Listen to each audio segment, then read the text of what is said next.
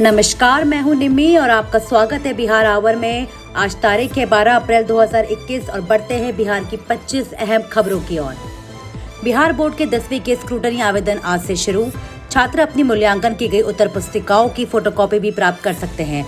जो 1 या 2 विषयों में फेल हुए उन्हें कंपार्टमेंट परीक्षा में बैठने की अनुमति होगी। नई दिल्ली 5 अप्रैल को कक्षा 10 का परिणाम घोषित करने के बाद बिहार विद्यालय परीक्षा बोर्ड आज स्क्रूटनी के लिए आवेदन विंडो खोलेगा। छात्र आधिकारिक वेबसाइट biharboardonline.bihar.gov.in के जरिए आवेदन कर सकते हैं। बिहार बोर्ड 17 अप्रैल को स्क्रूटनी के लिए आवेदन विंडो बंद कर देगा। Bihar board 10 compartment examination. Bihar board 10वीं के कंपार्टमेंट परीक्षा के लिए 12 से 16 अप्रैल तक कर सकेंगे आवेदन। BSEB कक्षा 10वीं के कंपार्टमेंट परीक्षा के फॉर्म भरने के लिए आधिकारिक वेबसाइट biharboardonline.bihar.gov.in से फॉर्म भरना होगा। अगर कंपार्टमेंट परीक्षा फॉर्म भरने में कोई समस्या आए तो स्टूडेंट्स 0612-223-2074, 223-2257 और 223-2239 पर पूछताछ कर सकते हैं। ये हेल्पलाइन नंबर बोर्ड की ओर से जारी किए गए हैं। बिहार बोर्ड की ओर से 15 अप्रैल को जारी किए गए कक्षा के 10 के परिणाम में कुल 78.17% छात्र परीक्षा में पास हुए। टॉप 10 में 101 स्टूडेंट्स ने जगह बनाई। बिहार में परीक्षा और एडमिशन पर कोरोना का असर, पेपर छोड़ रहे 50% स्टूडेंट्स कर दिया है, लेकिन परीक्षा और नामांकन का काम चल रहा है। बिहार में कोरोना की रफ्तार अब लगभग दोगुना हो गई है। कोरोना के कारण बिहार में सभी शिक्षण संस्थानों को बंद करा जा चुका है। इस कारण लोग सहमे हुए हैं। पटना बिहार में कोरोना के बढ़ते खतरे को देखते हुए राज्य सरकार ने स्कूल कॉलेजों को बंद कर दिया है, लेकिन जिन परीक्षाओं की तिथि निर्धारित है वह होंगी। नालंदा ओपन यूनिवर्सिटी में अभी परीक्षा चल रही है, लेकिन कोरोना की वजह से महज 50% स्टूडेंट ही शामिल हो पा रहे हैं। सोशल डिस्टेंसिंग बनाए रखने के लिए विश्वविद्यालयों ने 2 की जगह 4 सेंटर्स बनाए हैं, जिनमें स्टूडेंट परीक्षा देने नहीं पहुंच पा रहे हैं, जबकि हर साल परीक्षा में 80% स्टूडेंट शामिल होते थे। पश्चिम बंगाल में चौथे चरण में हिंसा की घटनाओं के बीच 76.16% मतदान। West Bengal assembly elections. पश्चिम बंगाल में चौथे चरण में हिंसा की घटनाओं के बीच 76.16% मतदान। निर्वाचन आयोग ने कहा कि चुनाव के चौथे चरण में 44 विधानसभा क्षेत्रों में फैले 15,940 मतदान केंद्रों पर मतदान हुआ। पश्चिम बंगाल में विधानसभा के चौथे चरण के लिए शनिवार को हुए चुनाव में शाम 5 बजे तक 76.16% मतदान हुआ। इस दौरान हुई हिंसा की वजह से निर्वाचन आयोग को कूच बिहार के सीतलकुची में एक बूथ पर मतदान स्थगित करना पड़ा। निर्वाचन आयोग ने कहा कि चुनाव के इस चरण में 44 विधानसभा क्षेत्रों में फैले 15,940 मतदान केंद्रों पर मतदान हुआ। पश्चिम बंगाल में जारी चुनावों में इस चरण के 10 अप्रैल की अवधि तक रिकॉर्ड 283.70 करोड़ रुपए जब्त किए गए हैं। आंकड़ों में नकदी जब्त करने वालों के अलावा शराब, मादक द्रव्य मुक्त उपहार के आंकड़े भी शामिल हैं और ये 2016 के विधानसभा चुनाव के दौरान जब्त किए गए थे। 44.33 करोड़ रुपए के मुकाबले 6.4 गुना ज्यादा है। छत्तीसगढ़ में कोरोना का बड़ा खतरा। बिलासपुर, सरगुजा और सूरजपुर में भी लगेगा लॉकडाउन। कोरोना वायरस संक्रमण के बढ़ते मामलों को देखकर सरकार ने छत्तीसगढ़ के 3 जिलों में लॉकडाउन लगाने का किया ऐलान। बिलासपुर में 14 अप्रैल तो सरगुजा और सूरजपुर में भी 13 अप्रैल से लगेगा लॉकडाउन। झारखंड में कोरोना का कहर। 24 घंटे में 17 की मौत, 2373 नए मरीज मिले। रिकवरी रेट भी घटा। झारखंड में शनिवार को कोरोना वायरस संक्रमित 17 लोगों की मौत हो गई। इस सबसे ज्यादा 5 मौतें रांची में हुई हैं। इसके बाद सरकार की चिंता बढ़ गई है। पूरे राज्य में संक्रमण की रफ्तार तेज होने की खबरें आ रही हैं। झारखंड में कोरोना वायरस का कहर ढा दिया है। यहाँ शनिवार को कोरोना वायरस संक्रमित 17 लोगों की मौत हो गई। सबसे ज्यादा 5 मौतें रांची में हुई हैं। इसके बाद सरकार की चिंता बढ़ गई है। पूरे राज्य में संक्रमण की रफ्तार तेज होने की खबरें आ रही है। सरकार ने कोरोना गाइडलाइन के सख्ती से पालन किए जाने को लेकर निर्देश जारी कर दिए हैं। झारखंड में कोरोना संक्रमण की रफ्तार काफी तेज हो गई है। राष्ट्रीय औसत 0.69% की तुलना में राज्य में संक्रमण का 7 डेज ग्रोथ 1.07% है। 7 डेज डबलिंग भी घटकर 65.12 दिन हो गया है। राष्ट्रीय औसत 101.41 दिन का है। रिकवरी रेट भी राष्ट्रीय औसत से नीचे है। राज्य में कोरोना का रिकवरी रेट 90.16% तो राष्ट्रीय औसत 90.80% पर है। दिल्ली में कोविड-19 के एक दिन में सर्वाधिक मामले। 10,732 लोग संक्रमित। दिल्ली में इससे पहले एक दिन में सबसे अधिक 8,593 मामले 11 नवंबर 2020 को सामने आए थे, जबकि 19 नवंबर को शहर में कोविड-19 से 131 लोगों की मौत हुई थी। एक दिन में मरने वालों की ये सर्वाधिक संख्या है। बिहार में कोरोना विस्फोट। एक ही दिन में कोविड-19 संक्रमितों का आंकड़ा 3,400 के पार, 6 की मौत। बिहार में कोरोना का प्रकोप बढ़ता ही जा रहा है। कोरोना संक्रमण के मामले में तेजी से बढ़ते मामलों के बीच शनिवार को इस वर्ष का अब तक का सर्वाधिक 3,406 86 नए कोरोना संक्रमितों की पहचान हुई। इससे पूर्व 15 अगस्त 2020 को राज्य में 3,536 नए संक्रमणों की पहचान की गई थी। एक दिन पूर्व मिले कोरोना संक्रमितों की तुलना में शनिवार को 96.5% की बढ़ोतरी दर्ज की गई है। एक दिन पूर्व राज्य में 2,174 नए कोरोना संक्रमितों की पहचान हुई थी। राज्य में इसके साथ ही कोरोना के सक्रिय मरीजों की संख्या बढ़कर 11,998 हो गई है। वर्षों से फरार नक्सली को एसटीएफ की विशेष टीम ने शिवहर से किया गिरफ्तार। नक्सली रामबाबू सैनी को एसटीएफ ने शनिवार को गिरफ्तार कर लिया। वर्षों से फरार इस नक्सली को एसटीएफ की विशेष टीम ने शिवहर के तरियानी थाना क्षेत्र से गिरफ्तार करने के बाद स्थानीय पुलिस को सौंप दिया। एसटीएफ के मुताबिक रामबाबू सैनी शिवहर के तरियानी थाना क्षेत्र के ओरा मलिकाना का रहने वाला है। उसके खिलाफ तरियानी और श्यामपुर भट्टा थानों में मामले भी दर्ज हैं। साल 2008 और 9 के आसपास से ही उसके खिलाफ हत्या और नक्सली वारदातों से जुड़े मामले दर्ज हुए थे। वह प्रतिबंधित भाकपा माओवादी का सक्रिय सदस्य है और इलाके में संगठन को मजबूत बनाने के काम में जुटा हुआ है। सोनपुर में 4 रेलकर्मी समेत जांच रिपोर्ट में 9 पाए गए पॉजिटिव। सोनपुर में जांच रिपोर्ट में कोरोना से संक्रमित नए मरीजों के मिलने का सिलसिला जारी है। सोनपुर में शनिवार को 158 सैंपल की रैपिड जांच रिपोर्ट में 4 रेलकर्मी, अनुमंडल अस्पताल के एक कर्मचारी और उसके माता पिता समेत 9 लोग कोरोना संक्रमित पाए गए हैं। एसडीओ सुनील कुमार ने बताया कि यहां के Barbatta railway colony, new railway colony, rail अधिकारी कॉलोनी, गोल बंगला डीआरएम कार्यालय के सामने की सड़क के अलावा जिस इलाके में संक्रमित पाए गए हैं उन्हें सील, सैनिटाइज और वहां के लोगों की कोरोना जांच कराया जा रहा है। बेऊर जेल के डिवीजन वार्ड के टूटे टॉयलेट से मोबाइल बरामद। 3 घंटे तक चला सर्च अभियान, चप्पे चप्पे की ली गई तलाशी। बेऊर जिले में कड़ा शिकंजा कसा जा रहा है। जेल आईजी मिथिलेश मिश्र के निर्देश पर जेल प्रशासन द्वारा बीते शुक्रवार की देर शाम 7 से 10 बजे तक जेल के सभी खंडों और वार्डों में सर्च अभियान चलाया गया। इस दौरान चप्पे चप्पे की तलाशी की गई है। डीप मेटल डिटेक्टर की गई जांच में डिवीजन वार्ड के टूटे टॉयलेट में छिपाया गया बिना सिम कार्ड का एक मोबाइल जब्त किया गया है। कई जगहों पर खैनी की डिब्बी, ताश के पत्ते व अन्य सामान भी बरामद किए गए हैं। मोबाइल बरामद के मामले में जेल प्रशासन की ओर से अज्ञात बंदियों के खिलाफ बेऊर थाने में प्राथमिक धारा दर्ज कर दी गई है। डिवीजन वार्ड में रहते हैं राजनीतिक बंदी। डिवीजन वार्ड में राजनीतिक बंदियों को ही रखा जाता है। बीते दिनों तक 3 मार्च को डिवीजन वार्ड की जांच के दौरान पूर्व सांसद विजय कृष्ण के सेल से टीम ने जियो का एक सिम कार्ड भी बरामद किया था। नया गांव में अपराधियों ने सेल्समैन से लूटे 2,96,000। नया गांव थाने के नया गांव बाजार से बोका चौक के समीप शनिवार की दोपहर दुस्साहस का प्रदर्शन करते हुए एक अपाची बाइक पर सवार 2 अपराधियों ने पटना के आशीर्वाद पाइपलाइन के सेल्समैन से हथियार के बल पर बैग में रखे 2,96,000 रुपए लूट लिए। घटना को अंजाम देने के बाद वे दोनों अपराधी सीतलपुर की ओर फरार हो गए। इस संबंध में वैशाली जिले के जलुआ निवासी और पटना के आशीर्वाद पाइप कंपनी ने सेल्समैन के पद पर पदस्थापित प्रसन्न कुमार को 2 अज्ञात अपराधियों को आरोपित करते हुए थाने में आवेदन दिया है। कोयला डिपो सील, 2 ट्रक व जेसीबी मशीन जब्त। रजौली की हरदिया स्थित अवैध कोयला डिपो पर सहायक निदेशक खनन एवं भूतत्व विभाग नवादा की टीम ने छापेमारी की। इस दौरान कोयला डिपो में रखा 35 टन कोयला लदे 2 ट्रकों पर 18 टन कोयला मौके से बरामद किया गया है। साथ ही कोयले को उतारकर उसमें डस्ट मिलाने के लिए उपयोग की जाने वाली जेसीबी मशीन को भी मौके से बरामद किया गया। एसडीओ चंद्रशेखर आजाद के नेतृत्व में बीडीओ प्रेम सागर मिश्र व खनन विभाग की टीम ने 2 ट्रक व एक जेसीबी मशीन के साथ डिपो में रखे 70 टन कोयले को बरामद करने के बाद उक्त कोयला डिपो को सील कर दिया है। कोयला डिपो रजौली के हरदिया निवासी संजीत कुमार का बताया जाता है। एसडीओ चंद्रशेखर आजाद ने बताया कि NH 31 पर जितने कोयला डम चल रहे हैं उनपे संचालकों की पूर्व में डम को बंद कर कोयले को हटाने का नोटिस जारी किया गया था। बावजूद कुछ कोयले डम संचालक मनमानी कर रहे हैं। अब अनुमंडल प्रशासन उस पर सख्ती से निपटेगी। उन पर कड़ी से कड़ी कार्रवाई कर उन्हें कोयला डिपो को सील कर उन पर प्राथमिक धारा दर्ज कर दी जाएगी। साथ ही उन्हें जेल भी भेजा जाएगा। अवैध खनन रोकने के लिए उठाए जाएंगे प्रभावी कदम। जिले में पहाड़ व अभ्रक के अवैध उत्खनन पर रोक लगाने को प्रभावी कदम उठाया जाएगा। रजौली के सव्याटांड स्थित शारदा माइंस का लीज समाप्त हो गया है। इसका बंदोबस्ती कर वहां से फिर से इसे लीज पर देने की व्यवस्था की जाएगी। ये बातें सूबे के खान एवं भूतत्व मंत्री जानकी राम ने रजौली के शारदा माइंस का निरीक्षण कर नवादा लौटने के बाद सर्किट हाउस में गुरुवार को आयोजित प्रेस कॉन्फ्रेंस में कहा।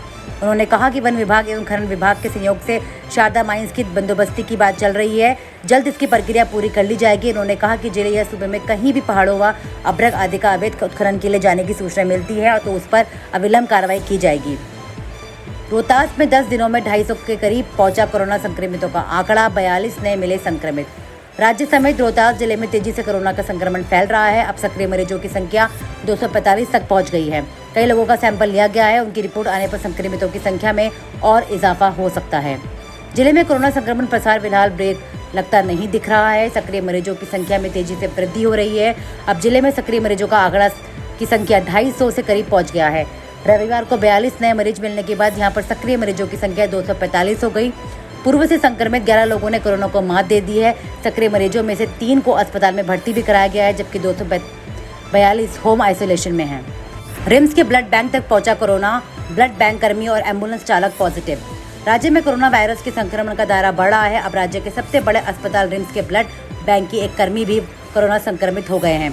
बताया जा रहा है कि ब्लड बैंक के कर्मी के परिवार के कई सदस्य भी संक्रमित हुए हैं। वहीं ब्लड बैंक की इंचार्ज डॉक्टर सुषमा ने कहा कि ब्लड बैंक में काम का बोझ बढ़ गया है। प्लाज्मा देने के लिए कोरोना संक्रमित व्यक्ति के परिवार के लोग रिम्स ब्लड बैंक पहुंचते हैं। ऐसे में परिजनों को भी कोरोना संक्रमण का खतरा बढ़ रहा है। इधर रिम्स में कार्यरत एक एम्बुलेंस चालक भी कोरोना के चपेट में आ गए हैं। संक्रमित में संपर्क में आने वाले घूम रहे हैं अस्पताल में।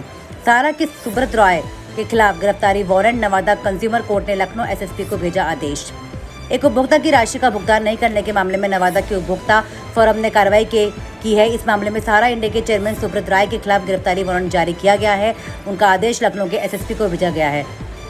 जमाकर्ताओं को समय पर राशि वापस नहीं करने के मामले में नवादा जिला उपभोक्ता फोरम ने सहारा इंडिया के चेयरमैन सहारा श्री सुब्रत रॉय के खिलाफ गिरफ्तारी वारंट जारी किया है। इनके अलावा सहारा बैंक के सेक्टर मैनेजर नवादा और रीजनल वर्कर रीजनल कार्यालय बिहार शरीफ के विरुद्ध भी वारंट निर्गत किया है। ब्याज समेत पूरी राशि व 20,000 रुपये अतिरिक्त भुगतान का आदेश किया गया है। दोनों पक्षों को सुनने के बाद आयोग के अध्यक्ष और ज्योति श्रीवास्तव व सदस्य डॉक्टर पूनम शर्मा ने 3 फरवरी 2021 को आदेश पारित करते हुए 11% सूद के साथ जमा राशि 12.04 लाख रुपए भुगतान का आदेश दिया। साथ ही मानसिक प्रताड़ना व वाद खर्च के रूप में 20,000 रुपये भी भुगतान करने का आदेश दिया गया है। इसके बाद भी आदेश पर अमल नहीं किया गया तो इस पर आयोग के आदेश की अवहेलना की गंभीरता से लेते हुए लखनऊ के एसएसपी को गिरफ्तारी वारंट भेजते हुए सुब्रत राय को गिरफ्तार करने का आदेश दिया गया है। बक्सर में गंगा के किनारे झाड़ियों में सारी रात छिपे रहे पुलिस वाले, सुबह होने से पहले ही सही निकला शक। बक्सर में गंगा के किनारे रेत पर उग आई झाड़ियों में छिपकर उत्पाद विभाग की पुलिस सारी रात बैठी रही। टीम को सूचना मिली थी कि यहाँ गंगा के रास्ते शराब की तस्करी की जा रही है। सुबह होने से पहले ही पुलिस का शक सही निकला। बिहार के बक्सर जिले में शराब तस्करी की पौ बारा है। ये जिला गंगा के जरिए उत्तर प्रदेश से जुड़ता है। इसका फायदा शराब तस्कर उठाते हैं। तस्कर नदी के रास्ते रात के अंधेरे में शराब की खेप यूपी से बिहार लाते हैं। दूसरी तरफ प्रशासन के पास ऐसा कोई उपाय नहीं है जिससे एक साथ पूरे जिले में गंगा नदी पर नजर रखी जा सके। इसकी जानकारी देखिए उत्पाद अवर निरीक्षक संजय प्रियदर्शी ने बताया। गंगा के रास्ते नौका द्वारा शराब की बड़ी खेप आने की गुप्त सूचना मिली थी। सूचना के आलोक में तत्काल कमरिया घाट पर जाकर पूरी टीम झाड़ों के बीच दुबक कर बैठी गई। सारी रात बीतने के बाद सुबह 3 बजे के करीब गंगा में नौका आते हुए दिखाई दी। जैसे ही नौका घाट से में आने लगी, छापेमारी करते हुए उत्पाद टीम दौड़ पड़ी। बावजूद इसके पुलिस को आते देख रात के अंधेरे का फायदा उठाते हुए तस्कर भाग निकले। 900 बोतल शराब लगी छापेमारी दल के हाथ। इस दौरान घाट पर लगी नौका समेत शराब को जब्त कर लिया गया है। बरामद शराब की कीमत की गिनती करने पर कुल 900 बोतल मसालेदार शराब पाया गया है। तस्कर फरार की पहचान का प्रयास किया जा रहा है। देश भर में आज से टीका उत्सव की शुरुआत, पीएम मोदी ने की खास अपील। पीएम मोदी के निर्देश पर देश भर में आज से टीका उत्सव की शुरुआत की जा रही है। ये उत्सव 11 अप्रैल से शुरू होकर 14 अप्रैल तक चलेगा। इस उत्सव का उद्देश्य ज़्यादा से ज़्यादा पात्र लोगों का टीकाकरण करना है। उत्सव की शुरुआत से पहले पीएम मोदी ने लोगों को, देश के नागरिकों को से जरूरतमंदों की मदद करने को आग्रह किया है। टीका उत्सव आज से शुरू, पीएम मोदी ने किए ये 4 आग्रह। उन्होंने एक ट्वीट करते हुए कहा है कि आज हम देश भर में टीका उत्सव शुरू करने जा रहे हैं। मैं देशवासियों से आग्रह करता हूं कि वे 4 चीज़ों का पालन करें जिन लोगों को टीका लगवाने में मदद की ज़रूरत है। कोविड उपचार में लोगों की मदद करें, मास्क पहने, दूसरों को प्रेरित करें और किसी व्यक्ति का कोरोना टेस्ट पॉजिटिव आता है तो क्षेत्र में माइक्रो कंटेनमेंट जोन बनाएं। एक दिन में 1.5 लाख कोरोना के केसों की संख्या को छूने वाला दुनिया का दूसरा देश बना भारत। पीएम मोदी के अलावा सीएम योगी आदित्यनाथ ने भी लोगों से टीका उत्सव में ज़्यादा से ज़्यादा संख्या में टीका लगवाने की अपील की है। टीका उत्सव के तहत रविवार को सभी प्राइवेट व निजी दफ्तरों पर, कार्यस्थलों पर पात्र लोगों को वैक्सीन दी जाएगी। स्वास्थ्य मंत्रालय ने एक बयान जारी कर कहा कि कार्यस्थलों पर टीकाकरण की सुविधा कर्मचारियों को बाहर निकलने से रोकने में कारगर साबित होगी। साथ ही ज़्यादा से ज़्यादा लोगों को कोविड का टीका लगाकर कोरोना से खतरे से बचाया जा सकेगा। इस दौरान लोगों की सरकारी दफ्तरों में जो वैक्सीन दी जाएगी वह एकदम निःशुल्क होगी, जबकि प्राइवेट दफ्तरों में वैक्सीन के लिए शुल्क लिया जाएगा, जिसकी कीमत 250 रुपये रखी गई है। कौन कौन से बैंकों का होगा प्राइवेटाइजेशन? वित्त मंत्रालय, नीति आयोग और आरबीआई की बैठक में इसी हफ्ते लगेगी मुहर, बजट में हुई थी घोषणा। वित्त मंत्री निर्मला सीतारमण ने किया था बैंकों के प्राइवेटाइजेशन का ऐलान। 14 अप्रैल को होने जा रही बैठक में बैंकों के नाम फाइनल होने की संभावना है। वित्त मंत्री निर्मला सीतारमण ने 1 फरवरी को पेश किए गए केंद्रीय बजट में कुल 4 बैंकों का प्राइवेटाइजेशन होना है, लेकिन अभी तक प्राइवेट किए जाने वाले बैंकों के नामों की घोषणा नहीं की गई है। रिपोर्ट में कहा गया है कि प्राइवेटाइजेशन के लिए बैंकों के चयन पर इसी सप्ताह मुहर लग सकती है। इसके लिए वित्त मंत्रालय की वित्तीय सेवा और आर्थिक मामलों के विभाग, नीति आयोग और रिजर्व बैंक ऑफ इंडिया के वरिष्ठ अधिकारियों की बैठक होने जा रही है। ये बैठक 14 अप्रैल बुधवार को हो सकती है। ईरान के नातांज परमाणु संयंत्र में हुई दुर्घटना कारणों का पता लगाने के लिए चल रही जांच। इस दुर्घटना में कोई घायल नहीं हुआ है, न ही प्रदूषण हुआ है। प्रवक्ता ने कहा कि हादसे के कारण का पता लगाने की जांच हो रही है और जल्द ही अधिक जानकारी जारी की जाएगी। ईरान के एक परमाणु संयंत्र में रविवार को दुर्घटना हुई। हालांकि इस घटना में किसी तरह का नुकसान या कोई हताहत नहीं हुआ है। फोर्स न्यूज़ एजेंसी ने ईरान की न्यूक्लियर एजेंसी के प्रवक्ता के हवाले से ये जानकारी दी। प्रवक्ता बहरोज कमलवांदी ने कहा कि नातांज परमाणु संयंत्र की संवेदन इकाई के विद्युत सर्किट के हिस्से में दुर्घटना हुई है। इससे पहले नातांज के उन्नत उपकेंद्र संयंत्र में पिछले साल जुलाई में भी एक विस्फोट हुआ था। अधिकारियों ने इस घटना को आतंकियों द्वारा पहुंचाया गया नुकसान बताया था। हालांकि अपनी जांच के परिणाम का खुलासा नहीं किया गया है। बिहार पंचायत चुनाव लेटेस्ट न्यूज़। बिहार में पंचायत चुनाव कब होंगे? 21 अप्रैल को डेट होगी क्लियर। बिहार में इस बात से लेकर पेच फंसा हुआ है कि यहाँ बैलेट पेपर से पंचायत चुनाव हो या ईवीएम से। बिहार और केंद्रीय निर्वाचन आयोग के बीच ईवीएम और बैलेट पेपर का विवाद हाई कोर्ट में अटका हुआ है। बिहार में कैंडिडेट पंचायत चुनाव की तैयारी में जोर शोर से जुटे हुए हैं, लेकिन इसके शेड्यूल का ऐलान कब होगा और इस पर सस्पेंस बरकरार है। दरअसल बिहार में इस बात को लेकर पेच फंसा हुआ है कि यह बैलेट पेपर से पंचायत चुनाव हो या ईवीएम से। बिहार और केंद्रीय निर्वाचन आयोग के बीच ईवीएम और बैलेट पेपर का विवाद हाईकोर्ट में अटका हुआ है। हाईकोर्ट में लगातार इस मामले का फैसला टल रहा है। इससे पहले खबर आई थी कि पटना हाईकोर्ट इस मामले में 19 फरवरी को फैसला सुनाएगा, लेकिन ऐसा नहीं हो पाया। तब से अब तक 7 बार इस मसले पर फैसला टला हुआ है। अब इस मामले में 12 अप्रैल को हाईकोर्ट का फैसला आने की उम्मीद है। हाईकोर्ट का फैसला आने में हुई देरी के चलते ये बात साफ हो चुकी है कि बिहार में तय समय पर पंचायत चुनाव नहीं होंगे। राज्य सरकार की ओर से कहा गया कि वे बिहार में तय समय पर पंचायत चुनाव कराने को लेकर तैयार है। हालांकि सरकार का ये भी कहना है कि हाईकोर्ट से फैसला आने के बाद ही सरकार दूसरे विकल्प पर विचार करेगी। फेसबुक के बाद अब 50 करोड़ लिंक्डइन यूजर्स का डेटा हो गया लीक। डेटा ब्रीच नहीं, सेफ है प्राइवेट सदस्यों का डेटा। 53.3 करोड़ फेसबुक यूजर का डेटा हो चुका है लीक। यूजर का नाम, अकाउंट, आईडी, ईमेल तक हो जाएगा उजागर। फेसबुक के बाद अब 50 करोड़ लिंक्डइन यूजर्स का डेटा हो गया लीक। फेसबुक के बाद अब एक और बड़ा डेटा लीक की खबर सामने आई है। इस बार business job search company LinkedIn इसका शिकार बनी है। रिपोर्ट के मुताबिक माइक्रोसॉफ्ट के स्वामित्व वाले पेशेवर नेटवर्किंग प्लेटफॉर्म के करीब 500 मिलियन अकाउंट्स का डेटा एक हैकर फोरम पर बिक्री के लिए उपलब्ध है। रिपोर्ट के मुताबिक लीक हुए डेटा में यूजर का नाम, account ID, email address, phone number, work place की जानकारी, सोशल मीडिया अकाउंट्स के लिए लिंक और जेंडर डिटेल्स शामिल है। दुनिया भर में लिंक्डइन प्लेटफॉर्म पर 74 करोड़ उपभोक्ता है। भारत में 7.54 करोड़ लोग लिंक्डइन का उपयोग करते हैं। लिंक्डइन पर 5.5 करोड़ कंपनियां हैं। यूरोप में 17.6 करोड़ यूज़र, अमेरिका में 16.3 करोड़ यूज़र। आज कस्तूरबा गांधी की पुण्यतिथि है। अगर हम भारत के स्वतंत्रता संग्राम की बात करें तो हमारे मस्तिष्क में अनेकों महिलाओं का नाम प्रतिबंधित होता है, पर वो महिला जिसका नाम ही स्वतंत्रता का पर्याय बन गया है वह है कस्तूरबा गांधी। बा के नाम से विख्यात कस्तूरबा गांधी राष्ट्रपति महात्मा गांधी जी की धर्मपत्नी थी और भारत के स्वतंत्रता आंदोलन में उन्होंने महत्वपूर्ण योगदान दिया था। निरक्षर होने के बावजूद कस्तूरबा के अंदर अच्छे बुरे को पहचानने का विवेक था। उन्होंने ताउम्र बुराई का डटकर सामना किया और कई मौकों पर तो गांधी जी के चेतावनी देने से भी वे नहीं चुकी। बकौल महात्मा गांधी जी, जो लोग मेरे और बाघ के निकट संपर्क में आए उनमें अधिक संख्या में तो लोग मतलब ऐसे लोगों की है जो मेरी अपेक्षा बाघ पर कई गुना अधिक श्रद्धा करते थे। उन्होंने अपनी संपूर्ण जीवन और अपने पति और देश के लिए व्यतीत कर दिया। इस प्रकार देश की आज़ादी और सामाजिक उत्थान में कस्तूरबा गांधी ने बहुमूल्य योगदान दिया है। नई टेक्नोलॉजी से इलेक्ट्रिक वाहन देंगे डीजल और पेट्रोल व्हीकल्स को टक्कर। इलेक्ट्रिकल वाहन जितना बड़ा होगा, कीमत के मामले में उतना ही ज़्यादा फायदा मिलेगा। पेट्रोलियम पदार्थों की बढ़ती कमी और कीमतों के चलते पर पूरी दुनिया का फोकस इस समय इलेक्ट्रिक वाहनों पर है। ऑटोमोबाइल इंडस्ट्री इसी प्रयास में लगी हुई है कि इलेक्ट्रिक वाहन पेट्रोल और डीजल में चलने वाले वाहनों के मुकाबले ज़्यादा किफ़ायती और सक्षम हो। हालांकि अभी तक ऐसा नहीं हो पाया है और हमें इस तरह की दिक्कतों का, जैसे बहुत धीमी स्पीड, कम ओवरलोड जैसी समस्याओं का सामना करना पड़ता है। इसके साथ ही और भी कई अन्य समस्याएं हैं जो इलेक्ट्रिक वाहनों के प्रयोग में बाधा है, जैसे इलेक्ट्रिसिटी का ज़्यादा से ज़्यादा प्रयोग हो रहा है। यदि वाहन की स्पीड या लोडिंग कैपेसिटी बढ़ानी है तो उसमें बैटरी की संख्या बढ़ानी होगी, जिसका नतीजा होगा कि वाहन का आकार, भार और कीमत दोनों ही बढ़ जाएगी। फास्ट चार्जिंग स्टेशन का नेटवर्क बनाना होगा ज़रूरी। हाल ही में हुई एक स्टडी में पाया गया कि यदि पूरे देश में फास्ट चार्जिंग स्टेशन का नेटवर्क बनाया जा रहा है तो इस समय समस्या का कुछ समाधान हो सकता है। यदि हम ऐसा कर सके तो इलेक्ट्रिक वाहन भी पेट्रोल डीजल वाहनों की टक्कर दे सकेंगे। सबसे बड़ी बात, इलेक्ट्रिक वाहन जितना बड़ा होगा, कीमत के मामले में उतना ही ज़्यादा फायदा भी मिलेगा। वर्तमान में मेट्रो और ट्रेन चलती है इलेक्ट्रिसिटी से। इस समय लगभग पूरी दुनिया की मेट्रो सर्विसेज डीजल के बजाय इलेक्ट्रिसिटी से चल रही है और न केवल आम ट्रेनों की तुलना में ज़्यादा स्पीड से चलती है। इन इलेक्ट्रिक ट्रेन और मेट्रो की परफॉर्मेंस देखकर ही वैज्ञानिक पावर इफिशिएंट हैवी व्हीकल्स बनाने की कोशिश कर रहे हैं जो डीजल और पेट्रोल व्हीकल्स को टक्कर दे सके। इसी के साथ खत्म होती है आज की खबरें। कल की खबरों का इंतजार करें। चैनल को सब्सक्राइब करना ना भूलें। स्वस्थ रहे, सुरक्षित रहे। धन्यवाद।